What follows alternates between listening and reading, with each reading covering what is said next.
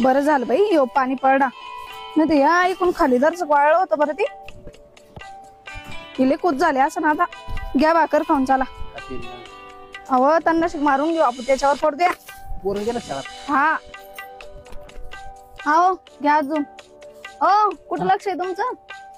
काही नाही तुम्हाला कोणतरी काही बोललं वाटतच आहे ना तुमचा चेहराच सांगतो मला कोण बोललं हा नाही ग कोण नाही बोललं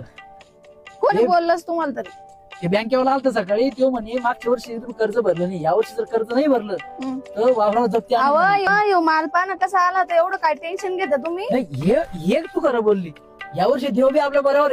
आहे ना काय कपाशीला कायद्या लागल्या मका कशी आली मस्त पण सगळी मोठा लेबर या वर्षी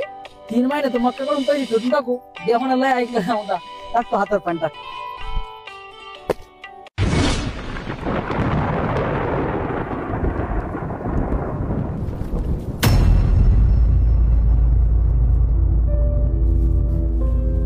अरे काय तोंडाचा पडा पडला नाही रे तू आणि असा पडला तर तोंडातला येल घास घेऊन गेला रे तू रडू नका होय सगळं नीट होऊन रडू नका हो काय करायचं तर करतो तू जाय घरला रडू नका जा घरला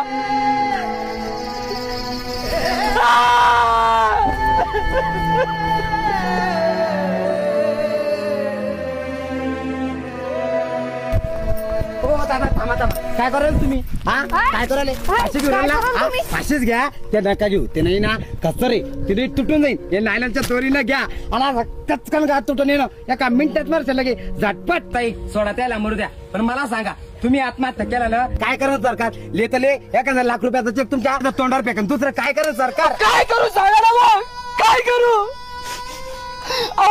कधी ओला दुष्काळ तर कधी कोरडा दुष्काळ आमच्या 5वीला पुजलेलाच असतो आणि शेतकऱ्याच्या दुःखाचा कोणालाच विचार नको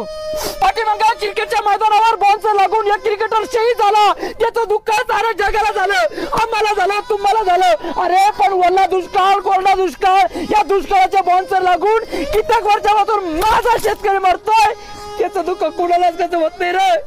कोणालाच कसं होत नाही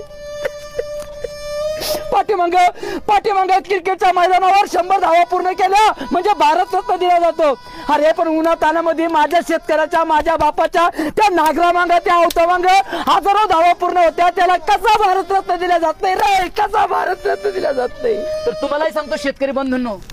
किती संकट येऊ द्या पण आत्महत्या हा त्याच्यावर पर्याय नाही तर आपण शेतकऱ्यांनी सगळ्यांनी एकजूट व्हायला पाहिजे आणि आपल्या न्याय हक्काची लढाई लढायला पाहिजे शेतकऱ्याला न्याय मिळालाच पाहिजे